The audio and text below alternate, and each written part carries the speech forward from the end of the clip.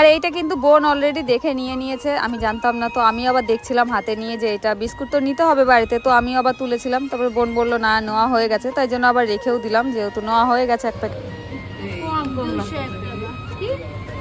কি বলছিস রে? এই যে ছোট ছোট ছোট এই তো পেয়েছি। এটা প্যাকেট ছোট করে দিয়েছি।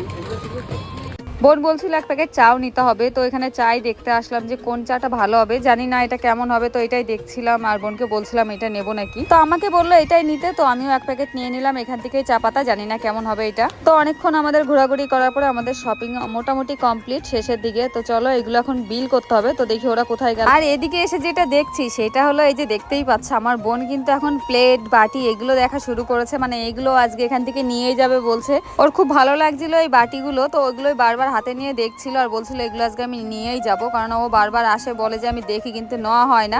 আর ও এখানে এইভাবে হাসাহাসি করছিল কেন বলো, কেন না ও বলছিল ও নাকি কেমন মায়ের মতো হয়ে গেছে, বাজারে আসলে আগে থালা বাসনের দিকে চোখ যায়। আর কেন বললো বলো তো, কারণ আমার মাও কিন্তু মেলায় হোক বা বাজারে হোক কোথাও গেলে এরকম বাসনপত্রের দিকে আগে চলে যায়, মানে মা চায় যে সংসারের কাজের জিনিস নেওয়ার জন্য। তো সেটাই বোন বলে এখানে হাসছিল, কারণ ওরও মনে হচ্ছে যে না আমারও এগুলো ভালো লাগছে, এগুলো নিলে ভালো হতো। তো যাই হোক ওখান